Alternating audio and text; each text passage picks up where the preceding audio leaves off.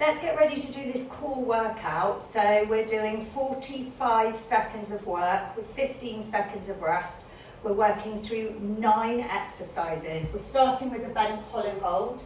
So I want you to lie on your back with your feet on their heels and then pull your lower back into the floor and suck it in while you lift the shoulders off the floor, and then just lift the feet off the floor a tiny bit, like half an inch. So you're creating like a boat shape. Now pull that belly button into the floor. Imagine you're going to be punched in the stomach. I know it's a weird analogy, but if you brace your whole abs, you will feel the connection of your lower back a lot more into the floor, which is what you're trying to feel. Tuck the chin in, keep pulling the lower back in, keep squeezing, and rest. Well done. So now we're doing elbow plank leans. So you're going to start on your elbows and we're going to drive our body weight backwards and forwards. The more you drive the weight in this motion, the more you're going to feel it through the core. So I'm pushing my weight, loading over my elbows, and then I'm driving back into my heels, forward and back. Keep working on total body tension and keep working on core strongly activated here, okay? Really strong through the core. Hold each end position, hold for a few seconds. Your abs should be on fire. You don't want the butt to be sticking up in the air either. So really work on keeping it in alignment and rest. Well done. Next exercise is a dead bug.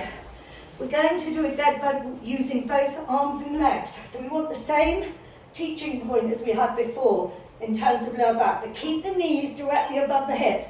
Don't bring them in. Lift the arms, extend the right leg and the left arm back to the center. Now don't let the knees come over the hips because you'll lose the core activation then. If it's too much, just lose the arms and do the feet. So my arms are staying, one arm pointing up towards the ceiling from my belly button and one arm reaching back in line with my ear while the opposite leg extends and I pull that, brace that core. Well done. Ooh, they're tough. Okay, we're doing skydivers now. I love these because they're really, really good for strengthening the lower back. Take your legs wide, take your arms into this bent skydiver kind of position. Now lift and hold. Bring as much of the body off the floor as you can. Hold. Think about squeezing the shoulder blades back. Each rep, hold for a few seconds. Squeeze the butt.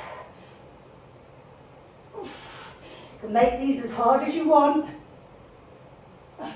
The more of the body you try and lift off, the harder they'll be. Keep going. Squeeze. And rest. Well done. So we're now doing a plank with an oblique knee in. So what that means is I'll hold a plank on my hands and then take the opposite knee across to the opposite elbow.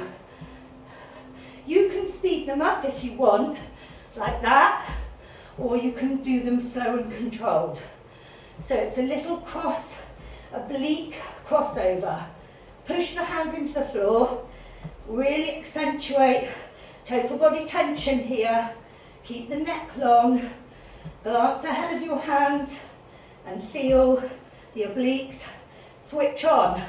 Point the toe, that's going to activate more tension through the legs and pull that core in and stabilizing through the shoulders. Rest. Woo! Core on fire. Okay, reach, touch toes. So you're going to lie down, you're going to put the feet up in the sky, you're going to reach as if you're trying to touch your toes. So just go down Roll through the back, and then reach up. You might be able to touch your toes. If you can't, just see where can I touch. Make a note of it, and each time you do this workout, you'll get stronger and you'll get further, and your core will really increase with strength and your range of motion will increase. Well done. Okay, now we're doing a rainbow plank. So this is a plank where we start on the elbows, but we're going to go from side to side into side planks. So start in your elbow plank, nice engaged core, roll to a side plank, hold for 3, 2, 1. Back to your elbow plank, roll for 3, 2, 1. Roll for 3, 2, 1. Roll. Keep going. 3, 2, 1. Really reach up with that top arm. As if you're trying to hold something from the sky, you'll feel your obliques and your whole core engage. Don't give up. We're nearly there. Rest. Well done. Russian twist next. So, with Russian twist, people often go too fast. If you take time, you're going to feel it more.